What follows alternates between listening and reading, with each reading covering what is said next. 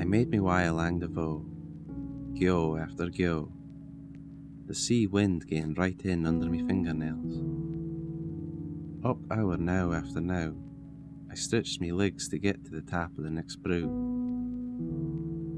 The farther I gaed, whether along the shore or over the hill, I felt there were pretty glimpses to be seen of where I was going. Up above the majestic heights of me dreams, I saw mair as what was afore me. I saw down under the water. I looked atween and beyond the strands of Haida. I saw clean through whatever colours was in the sky. I stopped and drank fae a flask I found I had in me pocket. Then for nae reason at all, the rhythm in me legs wouldn't start again. I took a breath, and all of a sudden I was back in me house, lying in me bed, a walking on the ain. Dreamed landscapes lie afore me, as true as ony really never has. Sometimes I lean out over a dick end o' me dreams, and when I'm able to lean out over and see something, and it aye looks like it's winning closer. What I see here, in the lingering lilacs of this quiet dwam, is the hidmist haze of a mysteriously spiritual day as it hangs at the air and floats at the sea.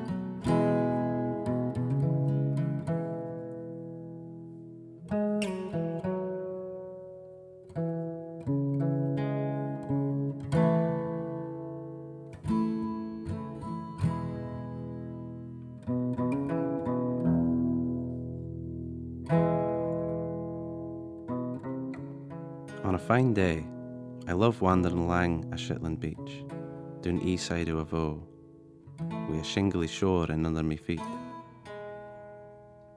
I like to feel the cold about you, and the warmth that brings up faith in you. There's an honesty to this, to walking along on a beach like this, that lets me ken who I am. I love the stillness of a world like this, when you're on your own, and especially the still moment that's made more still by the fact that everything is moving. Every bird, every wave, every cloud, every growing lang line of girths, and in the centre of it all, I see that I'm a pretty bit closer to where I want to be. I look out to life, far out the window, and the sky vast overfull. There seems to be an otherworldly quality to the sky when stretched out as a canvas for the clouds and the wings of the birds. On the shores that same morning as walked afore, I find a place to sit, to write. For a start now, I've been writing this made-up autobiography, this history or life that will never come to anything. These are my confessions, and I should tell you now that if they didn't say anything or any word, it's because I hae nothing or any word to say. But anyway, what is there that I could possibly write that would be worth any other body reading? I write the wire I feel, and play with a pen along the way, binding words to whatever out the wind I'm binding to mysel that day. Playing with the idea that I'm mere is just that I'm being. Playing with this notion acts as a day between weathers for somebody like me. The act of writing it down with Shetland words that have been imagined and passed about from person to person, for no reason other is to describe the landscape of Shetland, makes this art once entirely imagined and entirely real. Leaning into the page brings it out to life, and without me kenning, it takes me away someplace other. I travel in a way no other folk here ken how. On a flat calm day, like twa yawls slipping by in another of the water, I let go of all my feelings and never worry about having exposed me soul to the world. I stand at the wind, close me in, and experience a longing and regret that exists like a fast fish, a mysterious shell, happy about me own personal notion of what I am. I didn't try and lift this mask. Instead, I write about the way it feels to wear them.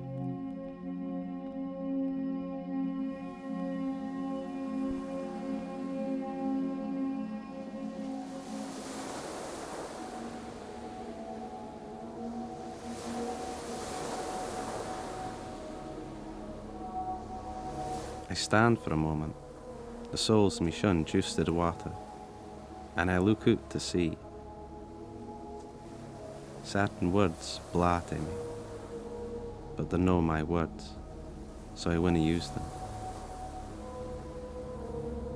I stop just for a moment, and stand with the soles of me shun under the water, and watch as he wave after another laps up over me toes. For a moment, me toes curl in under another, without me telling them to. Even though I ken that the sat water canna win through the leather. I see the fringes of me lisses dab of the water, and the sea getting that bit closer to the sides of me feet. Then I begin to hear a blashy voice, a wind of fresh words, blowing up for the colours floating afore me. Fresh winds of words blaw about me, both appear to me, and no. the magic power of words in isolation, or joined together for reasons of sound and meaning. Inner reverberations and divergent meanings blow up for them, and fain atween them. Wind and words are dared to be seen, as much as dared to be heard, and they circle, lost, we nae trees for shelter, or branches to catch them.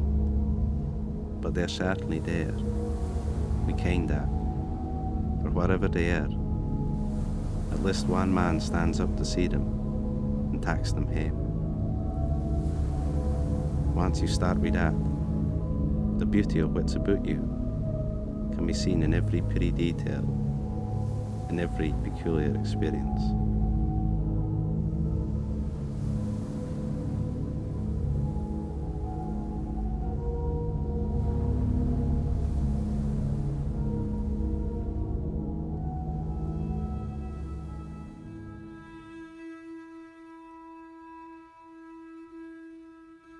What I try to do is every day see that pretty bit farther into the distance than I could the day afore. I squint at the horizon, where the sea meets the sky, or where the hill touches the sun, and I wait till I feel it a change. I wait for life to change to dream, then in that dream I concentrate, and do the same again. I look out into the farthest age, far into whatever age the dream has, and bide there for as long as I can. At this point, I'm nearly out of sight, even me ain imagined sight. But then here, in this oddly physical, queerly imagined bliss, I manage and see, I manage and hear, I manage and feel. Life, for me, is lived in this way, and is where I feel ada is possible. What reason do I hae for loving this meaningless life? Maybe it's because I hae nothing other to love. Or maybe it's because I hae the wit and understanding to realise that this is worth loving. It's enough, more than enough, for me to love. Some folk bide in famous cities and do fantastic things. Other folk strive and succeed, hesitate and fail, hour and hour again.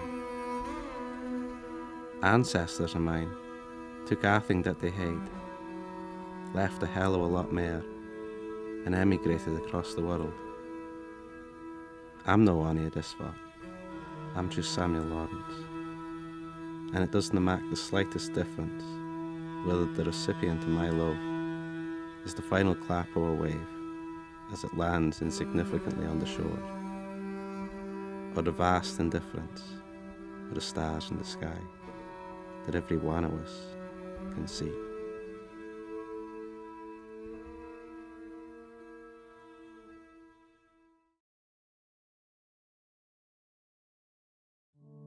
If this were the end, if this was going to be the last thing I would write, what would I want that to be? What, more as anything other, would I want the folk was listening to hear? I'm aware that all these pretty details are kind of difficult, for this peculiar experience having been probably different. No everybody can see all that I want them to see. A kind that I canna show everything that everybody wants there to be here. The trouble comes as much for the bony bits as it does for the uncanines. There are places that you have been that I'll never win near, and spaces I have decided to take this till that you might never have been afore. I have drawn and narrated this with a daydream haze or a best dwam, and lingered on mony a pretty detail and mony an insignificant glimmer. This is the flaw of the poet, the flaw that comes with the kind of man who is happiest in the final flickers of a dwam, who has missed the offer when he's lingering between twa things. but I feel I hae to offer something mair. Something as plain and vive as I can find words for. I would like you to hear one thing in particular. Listen. We aren't born into the dark, we're born into light. Our hame is in that light. We hae nothing to fear when things start to murken. We are hae to trust this, because no matter what happens, this light is aye there. Never let that you are new aware or are the times that you're turned away for this, and let yourself brood alone in the darkness. The guise and the get of that awful bliss is a feeling and experience that comes to us all, and that is an experience that we are hae to endure. But tell thysel now, these experiences were nothing but another dwam. These experiences that left you feeling ill were nothing but dim interludes. They can be forgotten. No matter what the violence or what injuries you were made to suffer, you dinna hae to hide in the darkness. The light that you were born into never left you, and is aye there. It is a belief of mine that folk will bear these ideas in mind will be fit for anything that lands itself upon them. Faith in this tout will give you the freedom that you need to explore all that the light of this life has to offer. You can explore the dwams, distractions, poetics and near perfections that exists in every corner and every experience of this life. This life that includes joy, sadness, imagination and facts, and has a place for you and all your ideas inside it. You wouldn't be here if it didn't.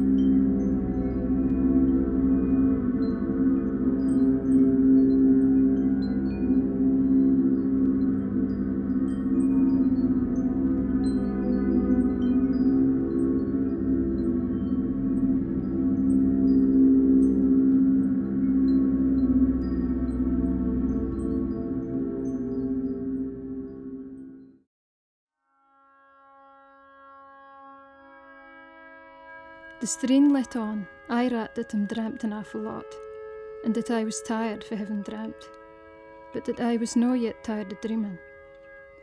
I doubt that the worst thing about dreaming is that everybody does it. I tire of the effort like everybody other. I feel the fatigue for it. But I love the rewarding result that na much, that I rid mysel of as much as I can, so to allow mysel as much opportunity as I can possibly hae. What's the flaw in all this?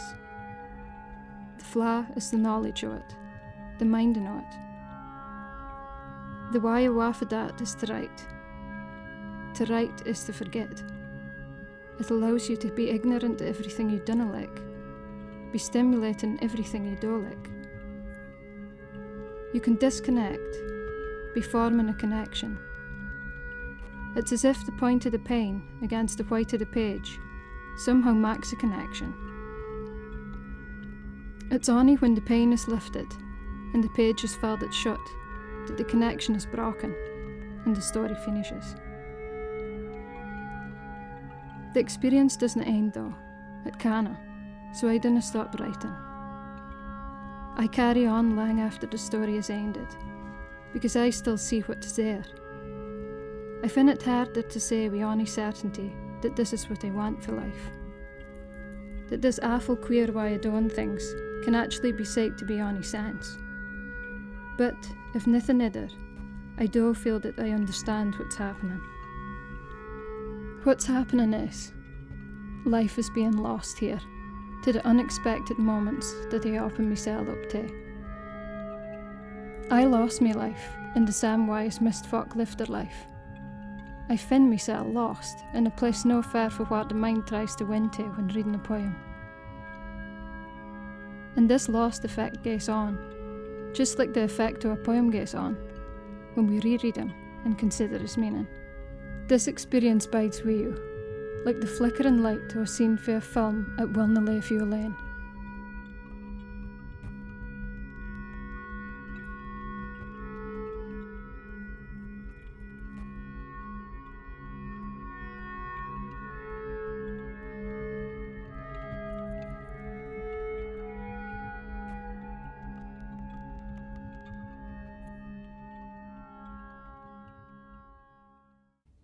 On occasion, remembrances of stories for the past, like remembrances of poems you read afore, come together in the present, your own personal present.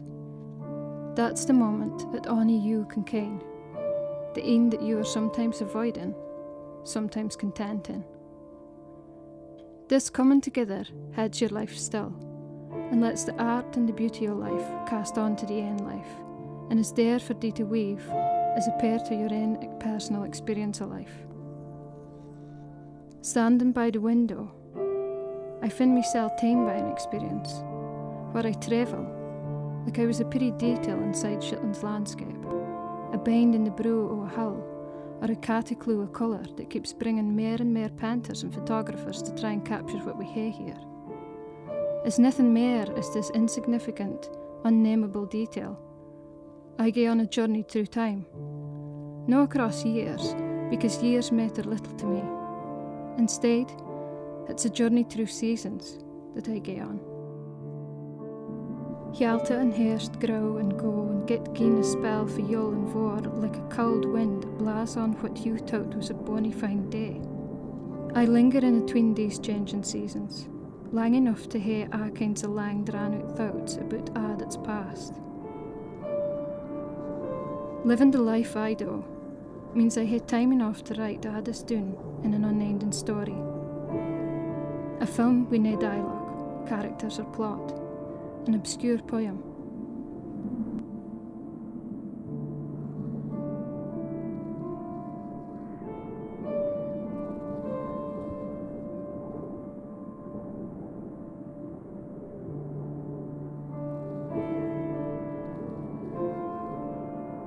I gaze into the sky.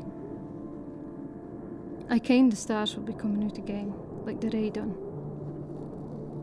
A story out of the rain, there to be read every night. The wind picks up, bringing with it voice like music. This voiceless, mysterious song makes a melodious mirage with the flucra and the sna, and the cowled drifts that begin to blend beautifully. Afore I ken it, it's night, and I really am underneath the fractured hieroglyphic poetry of the stars. I am a picture inside a frame. The frame is the wan line of the horizon, floating a' the way out to the east and a' the way out to the west.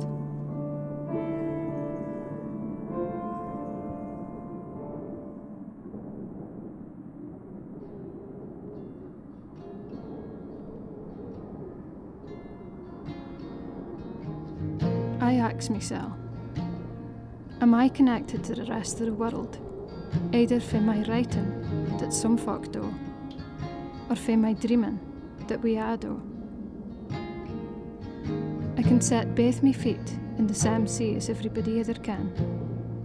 I look into the same sky it do looks into. What's it like winning to the end of the world? For me, it's the sensation of winning to this quiet Shetland scene, where I managed to find a warmth in the darkest moments of the winter that lies here. I smile, kenning my fortune is having 2 days' worth of dreaming, een for the strain and een for the morn, and they're like lambs in a cring together within me. I ken what dreams I'll hae in the future, like I ken what season follows for another. It's like the other films we think about when we're watching a film. The other poems we're minded of when we're reading a poem. The other folk we dream about when we are ourselves. The connection we as individuals make with the things that's universal. Somewhere, somebody is experiencing a story where the haze of a spiritually mysterious night is treated with pleasure. And this life is seen like a dream as it hangs in the air and floats to the sea.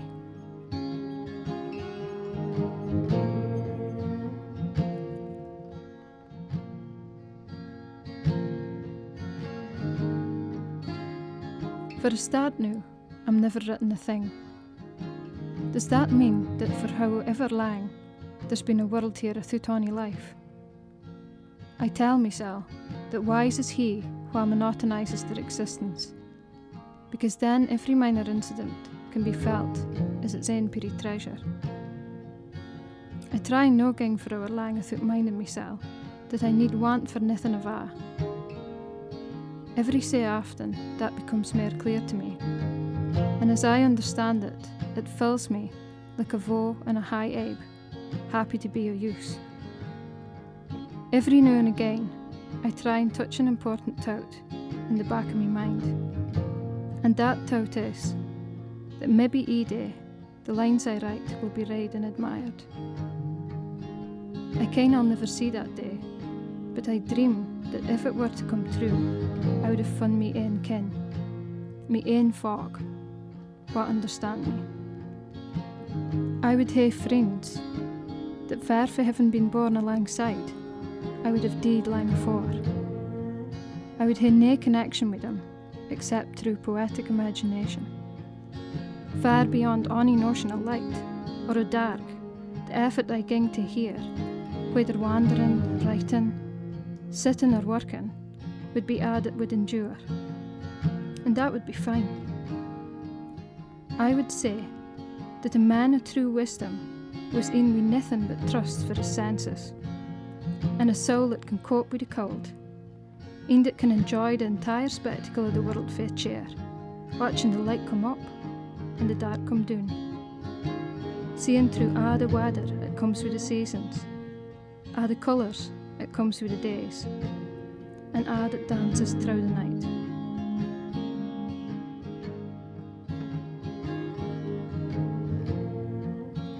A weightless lift carries this life to you and to me, and when it falls to me, I harper about myself and feel a nostalgia for both the future and the past all at once.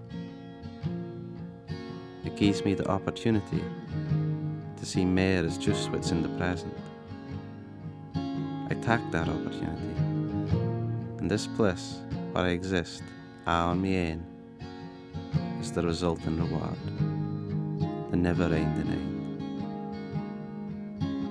A weightless lift draws life pity-wise, out fae the cracks, and out fae the nukes, and it draws nearer to us, with shimmering notions of light and dark, and casts on shape so everything we may just be able to fin to see.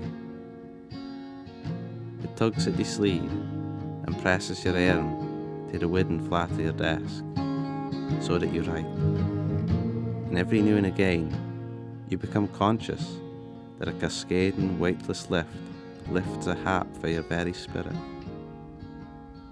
Feeling it is brother like sensing you're in the last ghost of the winter.